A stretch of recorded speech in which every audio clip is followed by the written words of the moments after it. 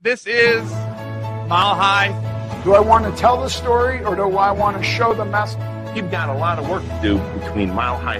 The time has come where we can know we have a responsibility, an ethical and moral responsibility. We have to do it better in order to move people along. Up, down, inside out. If you get your mind right, it is not. It is a receiver of thought. Because love is my first technique.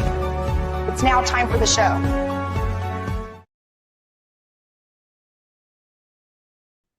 Welcome to the Mile High podcast. This is your host, Dr. Daniel Knowles. This is the first podcast that we've had officially since Mile High 13. Hard to believe. Mile High 13 is in the book. So thank you for being there. If you were there live, if you weren't there live, make sure you are dialed in for Mile High 14, August 20th weekend. And make sure you hit subscribe to the Mile High podcast so you never miss any Mile High tick. And, if you want to get the details on Mile High 14, go to riseuptomilehigh.com. And I'm super thrilled to kick off the next season of the Mile High podcast. It's hard to believe it's 13 plus years of the Mile High podcast. And as I said, make sure you hit subscribe, whether it be on Apple, iTunes, or Spotify, or YouTube, wherever podcasts can be watched, listened to, you can find us, and you can also have it on your own app. So grateful to have as the first person of this next season of the Mile High podcast, Dr. Alok Trivedi. He's a Logan grad 23 years ago, 2003, and he's had such great contributions to assisting practice members, chiropractors, to have more joy in their life, more financial success, more health, and health is wealth. Dr. Trivedi helps entrepreneurs train their brains, and his new program, Dr. Rewire, is what we're going to dive into to some degree, as well as helping, how you impact more lives. And wiredforwealth.com is where you can learn more about Dr. Luke and the gifts that he impacts more people with. Now, Dr. Luke, first of all, let's get to know you better. So how did you start your chiropractic journey, first of all? Well, I was a failing PT student, and Logan had a booth. Actually, it was Life who had a booth at my school at the University of Buffalo. This is going back 25 years now. And I was literally walked up to the booth and just was trying to get some information because I was trying to impress a girl. And I wanted to show that I had some ambition, some fortitude of doing something in the world. And then I started getting some information. Long story short, I went to Logan, and the first couple semesters I was very academically inclined. And by the time I got to the third trimester, I was introduced really deeply into the philosophy of chiropractic and I became part of the Delts at that time, which really took me deeper into understanding the philosophy of chiropractic and philosophy of what it was all about. And to me, it was the most beautiful thing that I could ever imagine. It's kind of like it was so deeply rooted in Vedic sciences and Vedic world. As an East Indian guy, that kind of just made so much sense to me in what I was doing. So I got into the world of chiropractic, and I loved every ounce of it. And I understood the philosophy, the science, the art, and I also say the business afterwards. I knew it was a business, and I started getting into the business of it. But the biggest thing I found that chiropractic gave me at that time was the ability to actually express myself.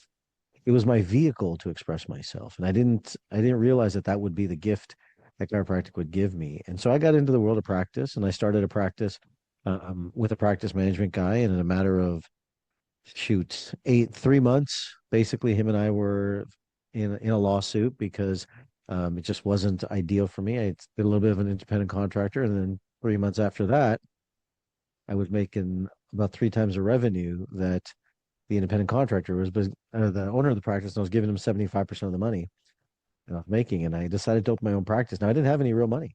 I didn't have any money of my own, so I decided to open my practice with $8.42 in my bank account. And I was on the hustle to get new patients from everywhere, from the guy at Home Depot to the lady at the grocery store. Every person was a new patient consultation when I was in the streets. I remember that experience well, my friend. I You know. beat me. You had a little bit less than I did when you opened. I signed a lease. I had $1,000 in a bank account. So you beat me. You had less. I thought I had the worst business plan, but I'm gonna go with you having Yeah. the least funding. I say that it's funny, right? We say that about a business plan, but I'll tell you the greatest business plan that I think it was the greatest business plan because when you have no, if you can't go down, you can only go up, right? Right. You can only go up. So it's like, okay, you're just gonna figure it out how to make it. That's kind of the doorsteps I was on. I found out that my wife at the time, my daughter was about to be born. She was pregnant the day like 3 weeks after I opened the practice doors. I didn't even have tables. I literally had people Huh. just showing up. I had a guy walk in, wanted to be a new patient. Bill was his name. I borrowed a portable table from a friend, started seeing patients. But you know, when you're trying to serve humanity in such a great capacity, the new patients flow, the people show up. It is this intentional fortitude that you have to serve. And then in a matter of 16 months, I was doing well over 1,000 patient visits a week, averaging 130 new patients a month. Like, and I'm not saying that to boast. I'm saying that to sit and say when the intention is right, then you steer the ship towards with your consciousness to open the doors to help and serve humanity, and you get to serve yourself at the same capacity. I had posters and 4 tables. That Mhm. was it, and these and $1,000, and that was it. I said, well, we're going for it, and I didn't want to work for anybody. I just knew I wanted to open a practice. So, and I've got to say, you probably learned some very vital things in that experience. And I learned so much in that experience, right? I was knocking on doors. I knocked on doors to the point that, I had I had the police arrest me and said I needed a solicitation license twice because I was so smart. I went to the same neighborhood again the next day. Um, it wasn't the most genius of it, but I learned so much about myself. And here's the thing that I think I learned more than anything, that no matter how down and out you could be, I could always bring myself back, right? And life obviously has ups and its downs, and I've been down and I've created new ways and new systems to get out of those. And whatever the situation was, I realized during those experiences in my 20s that if I can make it through this, I can make it through another challenge in my life and another challenge in my life. And Danny, I'll tell you, like I won't say always, but had that philosophy for a very long time, is that whatever is going on, this is just prepping me for my future. And I think that sometimes in in the world we forget that. And you look at it and say, you could do more, you could be more, you could have more, all these things. But when you know it in your heart, the belief is so strong to be within you, and that belief is there, the rest follows that journey. It really is that important. That's why I entered the world of then training the mind, because I knew that was the secret to it all.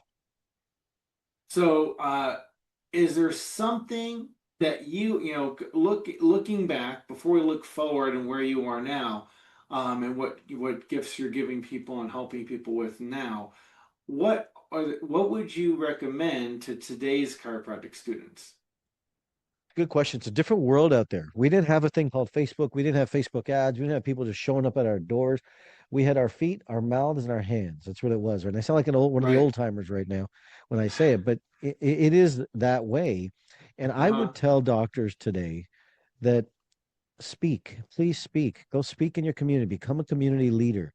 The leadership, sitting behind a desk waiting for a Facebook lead to show up to give you a new patient, is not what the chiropractic profession needs. It needs voices that will stand up and tell people about the principle of balance, and about the principle of the nervous system, how the innate nervous system is healing and the allowing the body to heal itself. We live in a world today where obviously metabolically we've been lost. We're lost. The next thing Hmm. they're going after is our minds. Hmm. And it's not a fight against medicine, but it is a fight for humanity. There's a big difference in that, right? There is not, like, I'm not of the guy that's going to sit and say, let me go beat the crap out of, all the pharmaceutical drugs that are out there. But I will be the guy that sits and says, don't touch that stuff with a 10-foot pole unless I'm on my deathbed. And Mm. I think there's a time and a place for everything in life, and I'm not taking away from that. But I do think that the doctors today sitting behind a desk is not the solution for the business owners today. It's almost too easy to get new patients today, in my opinion. Yeah, yeah. You know, I have to say, we just had John DeMartini speak Mhm. at a Mile High Philosophy Night a little back, and that was his major one recommendation was go speak. He Yep. said you have to go Funny. and speak in as many audiences as you can get in front of was what he said. So John you're has same been, message. yeah, well, John's been a mentor of mine for 22 years. I've done every program he has, and I know him intimately and well, and he's one of my, one of my greatest teachers in this profession. And when I sat down, I was 30 years old, and he showed me how, love and what it meant. It changed the way that I thought about things, and Mhm. and allowed me now today to stand on the shoulders of John and 129 other mentors that I've had, including Damon John and Gary Brecka and Jay Abraham and all these people that have come along in my path to create the version of Alok that sits here today. But John was a tremendous force for me in the beginning, Mhm. especially more so the beginning, not in the last 4 or 5 years, but more so in the beginning. But he's an inspiration to chiropractic. There's no question. Yeah, absolutely. So now, fast forward a little bit, we're on a trajectory here. Um, Doctors in their first couple of years of practice, the first year doc and that type of person, what would you be your recommendation for that? Set systems that organize and manage your business and manage your life and your business in a systematic approach. Don't chase that 1,200 or 1,000 patient visit an office week. Don't be flabbergasted or chase those big numbers of other people's practices, because their practices aren't your practices. The Hmm. highs lead to the lows. The crash follows the journey of chasing that. Our nervous system and dopamine system sets up our catecholamines to follow that path, and our neurotransmitters are energetically, resonant in this field of consciousness. So it's important to make sure that you set your business and trajectory for what you want. I just got off of a phone call today, um, with a gentleman who I'm consulting for him. He runs a $4 billion company. And he took me to school in business for this last hour as I'm researching his company. He's hiring me, but I learned more in that hour about business from guys Ah, running a $4 billion company than I ever could imagine. I'll tell you the one metric I would tell everybody today. I told my team right after we were done, I said, the only metric that matters is percentage of net to gross. That's it. mm, hmm. He said, don't worry on the big numbers on how, if you go do from the business side, if you go, make 100,000, 200,000, a million, makes no difference. What's your net? And he said, that's all that matters. And I kid you not, it's like, oh, sometimes at least I definitely can own to this. And I think a lot of doctors may, is that we own Hmm. to these big numbers and big sales and big collections. And yeah, what's the net? What's the Hmm. net? Hmm. And I would sit and say, build a system that focuses on your net so that you can Hmm. manage and scale your life. Right, right. Well, a lot of people don't look at the bottom line, They don't. They don't. right? Everything's about the top line, right? Yes. Yeah. So now also, next thing, now you've been a fan recipient of Network Spinal for many, many years. What was you, but we got to catch up a little bit at the Network Transformational Gate, and that was your first time being at one of those, and you're a fan of Donnie Epstein, since we talked about John D. Martini and background. What was your experience being at the first Network Transformational Gate you ever attended? It was brilliant. It was brilliant on so many levels. And, with network, I intentionally, people said, are you going to learn network? You can learn network? No, I have no interest in learning network because I have every interest in experiencing network Ah, and staying in the space of the recipient and not trying to intellectually process it. Because I know love my mind. that. My mind is going to try and process everything and then connect it all and try and put it. No, I don't need to do that. I just want to receive it. Right. And it was absolutely brilliant. And I would tell anybody who's sitting here watching and listening, is if you've never had the chance to be at a gate or be in the presence of a gate and the energy field that's created in there with all the healing that happens, it was absolutely miraculous. Like, right, like we were in the same room and we saw a Yep. guy in a wheelchair walk across the entire ballroom twice, Yeah. and he couldn't walk. I'm assuming he couldn't walk before, right? I don't know the full story behind it. I don't know his history, but it was amazing to watch that. And the field of energy consciousness that's created there is absolutely brilliant. The healing that It's happens, unreal. It's unreal. it is. You know, it's It real, is. and relative to our educated mind, it's unreal. So Correct. Correct. I agree with that. so now you have transformed many lives and as practitioners yours, and now many doctors and lay people's lives in transforming the subluxations above the neck. When did you transform into Dr. Rewire? So I think I've always been Dr. Rewire. I just didn't know that. I just didn't have a brand behind it. I have a name behind it. You know, when I started in practice many years ago, the thing that made my practice grow to the scale and numbers that it did is because I was doing what it is that I love to do. It wasn't just about the adjustment for me. For me, my practice was a personal development event every single week. I was doing seminars on goal setting. I was doing seminars on healthy diets. I was doing seminars on how to live a better life.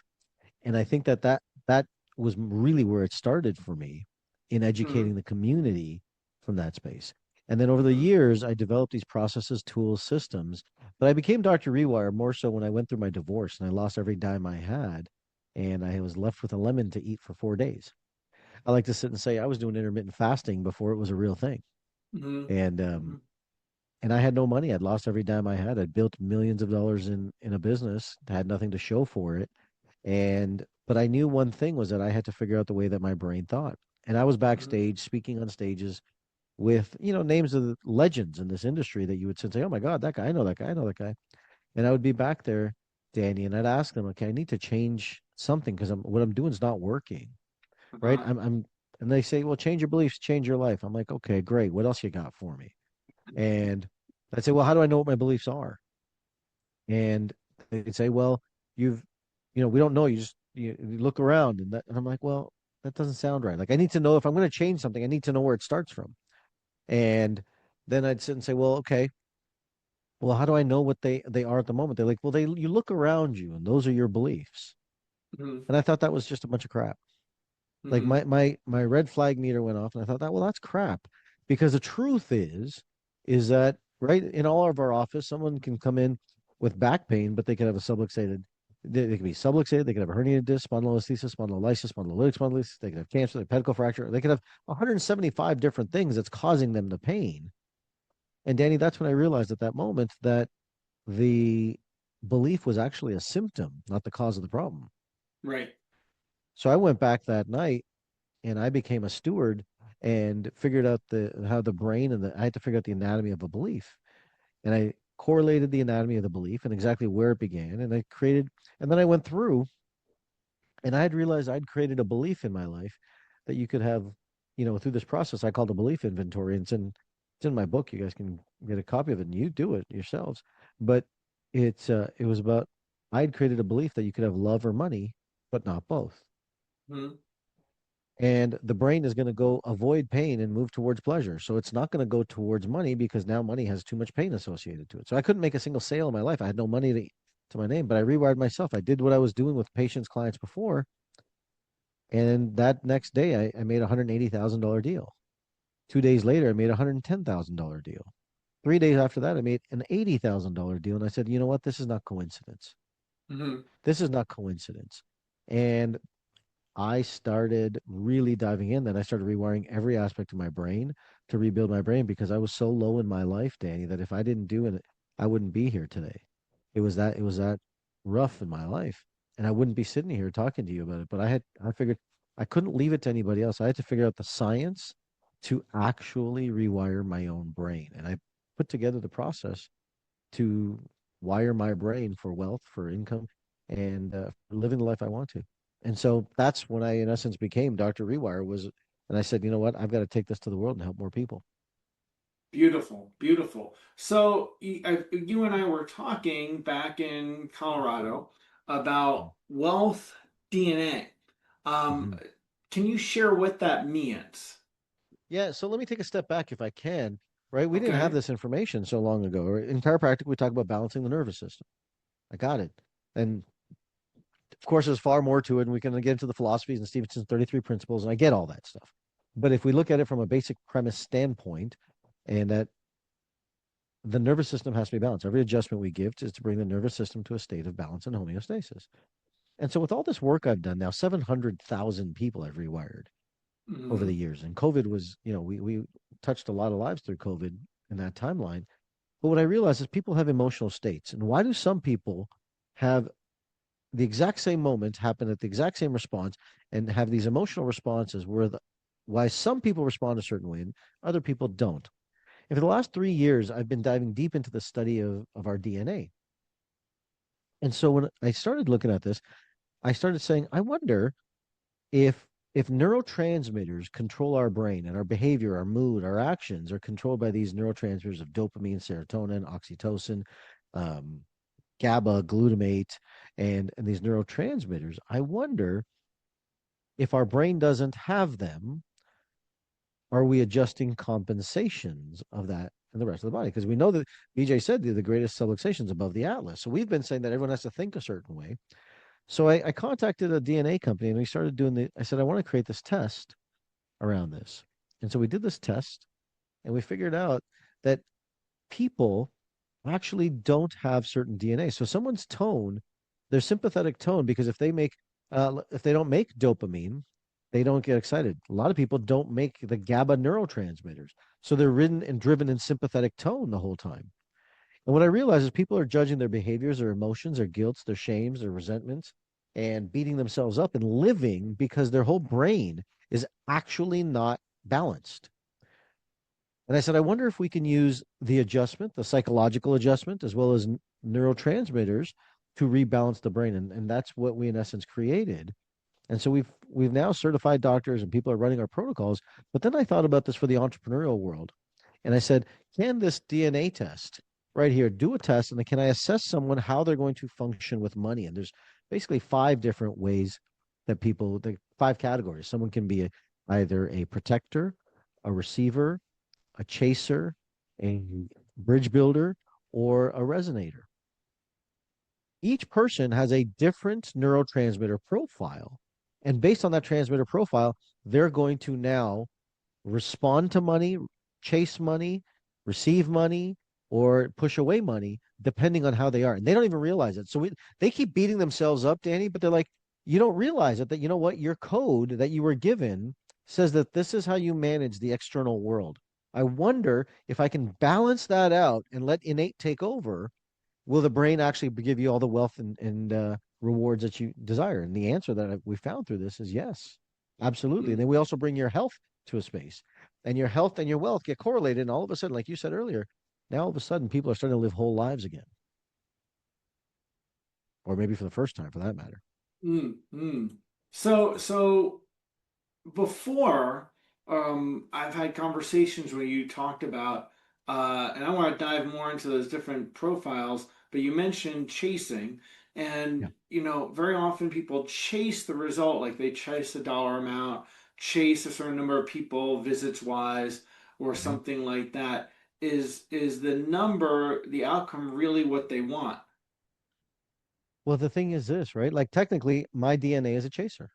I'm a chaser. So I don't, here's the interesting thing. I default to a sympathetic tone because I have enough dopamine in my system, but I have CompT, MAOA, and MAOB. MAOA is known as the worrier or the warrior gene. Mm, We have MAOB, which is the serotonin gene or serotonin. okay. And CompT, what these things do, they deplete the actual dopamine in my system. So I make dopamine, but here's what happens. My dopamine system pulls it out. And so all of a sudden I am low dopamine. I didn't know this. I didn't understand this about even my own self, is that I needed external stimulation to make me feel whole. So when I was younger, I used to smoke cigarettes. When I was younger, I used to drink a lot. I used to have sugars a lot because I was looking for dopamine from external factors versus understanding how to actually create dopamine and the reward pathways internally. When I started doing this and I started balancing it with the right neurotransmitters into my brain, my HRV has dropped 10 points. Excuse me, gone Oh, up wow. 10 points. Gone up 10 points. My blood resting heart rate has dropped six beats a night. My cortisol levels have diminished. The whole system begins to change when you actually allow the brain and the body to be in balance and you're not running on the sympathetic tone. Now you combine that with the power of an adjustment. Right. Holy cow, now we've got a whole different conversation that's happening with people. Right. That's the premise of this DNA. And the wealth DNA component is to sit and say, look, maybe the way that you're thinking about money is actually not your fault. Maybe it's the way that you were designed. You just don't know how to manage it. And if I can help you find that, that's the secret to it. Now, let's just have a surface understanding of each of those different types if we can. I know we don't have enough time to dive deep, but I'd love to give people a taste of what that all means. Yeah, and they can go to wealthdnaquiz.com and actually take the quiz and they'll be able to know whatever their wealth type is too. So that'll come right, they can get that right from there. Oh, It's let's called say that again. wealthdna Wealthdna.com. Is that what it was? wealthdnaquiz.com. Wealthdnaquiz.com. We'll make sure to put it in the notes and email that goes out with this. Yeah. So let's go through the first one. The first one's a protector. Okay, protector. Yeah, a protector is going to be someone who's going to have a higher GABA tone, but they're going to have lower dopamine tone, but they're going to be high comp T tone. And what they're going to be is their oxytocin levels are going to be relatively normal. But the big shift at them is going to be their serotonin. Okay. They're going to actually have a mid-level serotonin range because they are content with where they are and they don't feel like they don't want to lose. They're not futuristic thinking. They're thinking, you know what? I have what I have and I don't want to lose it. And I'm going to protect everything I have. So they're your skeptic buyers. When they walk into your practice, you're saying, "Oh, I've done this chiropractic thing before. Oh, should I do it? I don't know. I went to a guy, it didn't work." That's your protector mentality for the most part. That's your protector mentality. Then you have a chaser. A chaser, these are the entrepreneurial hungry guys. Let me go build more, let me go do more, let me get more numbers, more sales, more patient visits, all of that come along. And chasers are really, really good entrepreneurs. They are naturally defaulted as entrepreneurs to go, or I shouldn't say entrepreneurs, just salespeople. They will go out to hunt. They can hunt for new clients, new patients. Where they lack is that if they don't know how to manage it, they'll go up and down, up and down, right, up and down. And then what they do is then they stay stagnant and they have high highs and low lows. And they get frustrated and burned out because of this. The protector feels like, why don't I ever grow? And they basically stay stuck with where they're at. The chaser builds, grows, but their baseline stays exactly where it is, the average of it. Right. The receiver, this is most chiropractors, in my opinion, most healers. And receivers is actually, it's not that you're open to receive more money. It's actually you're more emotionally receiving. Your receiving means you're more open, more willing, more energetically centered, more energetically connected. Now, their primary emotion is, believe it or not, shame and guilt. So they give away money. They give their wealth away, and they'll be the type of person that says, you know what, you can't do $2,000 in a case fee. Fine, I'll do it for 800. And they're the ones who are discounting. Will they also be the spenders, or is that someone else? The spenders will be the chasers. Okay, got it. Spenders will be the chasers, but the receivers, they will spend, but they'll spend to try and better themselves, to help themselves, to get them to grow in their life. But the problem is that their own self-worth becomes a major equation. And so they feel like they're more energetically connected, but they're not as emotionally grounded in the structures of finance. Where the protector is super structured and grounded, but they don't chase and grow. And the bridge builder, this is the person that is, I call this the multitasker. They go from bridge to bridge to bridge to bridge to bridge, but they never finish anything. And they're the type of person that says, you know what, I'll start this, never finish it. Start this, never finish it. Start this, never finish it. Because Their system is, I need to do this now. I need to do this now. Ultimately, what we want people to do, Danny, is when I rewire their brains and from the entrepreneurial and that side is in our programs, is that what we do is we take people and say, neither one of these is good or it's bad. You need each one of those at different points in your life. The point is to take those and become what's called a resonator. And a resonator is someone who can take each of these at different times, but is in control of it, right? That your DNA is not your destiny. You can upregulate and downregulate by your perceptions, your thoughts, and your actions, your epigenetics. So the work that we're doing is actually rewiring their DNA to be able to create a resonator profile so that they can manage all aspects of their life. From the business lens, sure, we look at it from money. But now from the health lens, we're doing this with patients all across, with doctors in their practices to help people gain better health.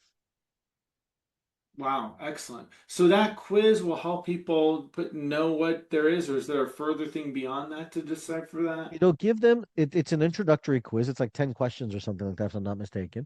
Then there is an actual DNA test that we actually do. So the quiz is about, I'd say 70-75% accurate. You really want the accurate thing, you got to do the test. That's the only way to do it. It's an actual cheek swab test where it comes along and you just do a cheek swab and you send it in and then basically it goes in and they do the lab analysis and then you get back the results of what your primary profile is. But it also includes how to exercise, how to diet, how to eat right, how to sleep, what's the right profile for the way that you to live optimized. Doing these protocols, I've lost over 35 pounds by actually understanding my DNA type. Well, that's super extraordinary. And I'm assuming that, and correct me if I'm wrong, but all kinds of health practitioners and also will really benefit this, but also anyone. Anyone would. I created the test, and the company created the test. We created this test to go direct to consumer so that doctors can sell it to their patients, patients can buy it online, people can buy it. It's a direct to consumer test. We certify our doctors to administer it, and there's a whole certification process that I put people through to get better understanding, not just the DNA, but how to rewire the DNA. I don't teach people the lay public to rewire, but yes, it is open to, we have nurse practitioners in the program. We have functional medicine doctors in our program. We have chiropractors in the program. Chiropractors get it. It's just, I say this, the physiology, you understand it. Well, if the brain is off balance, can the rest of the nervous system be in balance? No. So we better be at the brain in place first. But BJ said this over 100 years ago. We just didn't have the technology, the information that we do today to optimize that result for people. I'll give you an example. Can I tell a story? Let me share a story. Yeah, sure. Because I think you'll appreciate this. There was a 14-year-old kid. His mom is a patient of mine, or a client of mine, excuse me. And there's a lot of discourse in the home. And she just got divorced. Her son stays up all night, and he's been labeled on the spectrum with what he does. And I said, okay, great, it's fine. And they put him on, I can't remember the name of the drug, Celexa. Sounds right. Not Celebrex because but Celexa. I think it's basically an anti-seizure medication if I remember correctly. Nonetheless, because his behaviors were off, because they said she's like, he stays up all night, he can't go to bed. And I said, okay, great. I said, why don't we do a DNA test and actually see what's going on with this kid? So when I did a DNA test with him, Danny, I looked at him. He doesn't have the neurotransmitter. He doesn't make GAD1. GAD1 is what controls the GABA neurotransmitter. The GABA neurotransmitter is what controls the nervous system to shut off. Right. So literally his nervous system is sympathetic all the time. Now, in our world today, look at all the technology. Look at all these lights I have in front of me, all these cameras. I'm talking like all this stuff that's in front of people. His nervous system is always on. Now he's in front of a computer all night. There's no way that kid is going to bed at night. This kid is hyperactive, hyperactive. They call him ADD, call him ADHD, when the truth is that he's none of those things. He's got a dysregulated nervous system because he doesn't make the GABA neurotransmitter. I said, look, I can't tell you to get off the medication or not. But I said, if I were in your shoes, I would be making sure I give this 14-year-old GABA neurotransmitter to balance and turn the nervous system off. This is what I call a concept I call neuroflexibility, turning the system on and off. On, that's what we have to do. That's why we have daytime and nighttime, daytime and nighttime. And when I did, instantaneously, she's like, I don't know what just happened, but after 3 days, her son started going to bed at 8:30, or excuse me, 9:30 at night, and he slept through the night. And she's like, he's a different human being. His grades have gone up. His whole body is regulated. I said, if people don't realize that they can't sleep, it's not a problem of all this technology. Maybe they don't have the ability to adapt. And I don't know about you, Danny, but that sounds like the exact thing what an adjustment does.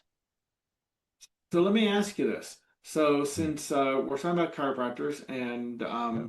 I want to talk about your book real quick, and Mhm. uh, someone going into practice, or first a little bit, how will this help them? Immensely. I mean, the first thing when I realized that when I did my DNA test and it said I was a chaser, the first thing that happened to me is I got to relieve myself of all the shame and the resentment I was holding towards myself. Hmm. Because all this whole time you think you're doing something wrong. You're not. You're not doing anything wrong, my friends. There's nothing wrong with you. I say this across every audience I will speak to now, is that there's nothing wrong with you. You just don't know your code. But when you Hmm. know your code, you Mm, know how to manage your life and build from that code. And so that's why got when it. you're starting practice, it's wise to know, or any time in practice or in your life, to know this is how I'm wired. Great. Hmm. Now go live that life instead Right. of trying to be somebody else. Right. Well, change your strategies. Now of what how you're interacting and making choices when you have an awareness of that. Clearly. Mhm. Your book. I know you're giving out your book at Mile High. Tell us Yep. briefly about that. Wired for Wealth. This book is designed for people to work through. It's like a workbook, but it's designed. This is the model, basically, how to rewire your brain to make more money. This is what I did, in essence, to rewire my brain from being broke as a joke with a lemon to eat to wire my brain to be in 74 countries and built almost an eight-figure business. It's because Well, I didn't know how to do it. I had to build my brain to be able to do it. And so this book is helps people really understand what wealth is and what their wealth is. And I'll say this mhm. real quick is that people think wealth is money. And what I found is I may not be the richest guy on the planet, but I am pretty damn wealthy because the one thing that wealth can give you is peace of mind. Ah, And having that peace of mind is the ultimate wealth. Whenever you're stressed and under chaos, to be able to center yourself that quickly, that's where wealth lives. That's where money lives. It's not in the chase or the hustle. well, and often people are chasing a certain number of visits a week or a certain monthly collection or whatever it might be. And obviously, we're talking about chiropractors, but people obviously outside that world. I want to get to make this much or make this deal or something like that. What they're really going after is not necessarily the particular outcome, but the emotion they think they're going to have, That's absolutely right.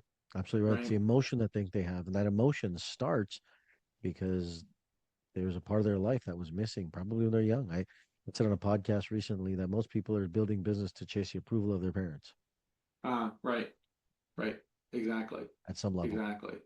So, well, I want to thank you for being part of the Mile High podcast. I know your time is pretty crunched and you chose to take some time to be here. If people want to get learn more from you, where and how can they connect with you more? Well, I would say, I say on everything I do, get your code, right? If I never hear from you, see from you again, know your code. Know how you process life. I think that's the most important thing. So get get your code. Go to wealthdnaquiz.com. Get your code.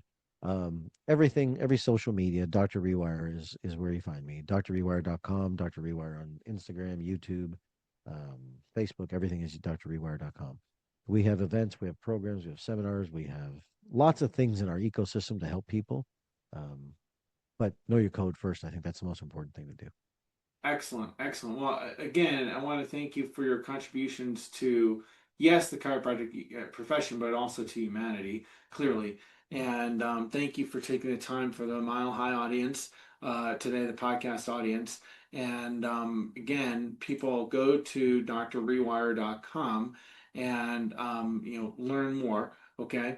And most certainly take that quiz. It's going where I'm going to go after this to check that out. So and share that link one more time.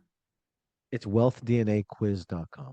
wealthdnaquiz.com. So check that out. And as I said, we'll put it in with this so people will have it right below where they are watching or listening to this particular episode. So again, Dr. Alok Trivedi, thank you for all your contributions to people's lives. And everybody who's watching and listening, you now know, all right, August 20th is the date for Mile High Weekend 2026, Mile High 14, hard to believe. And we look forward to seeing you on higher ground then. And make sure you are subscribed to the Mile High podcast so you never miss any Mile High. Keep changing spines, lives, and minds with chiropractic.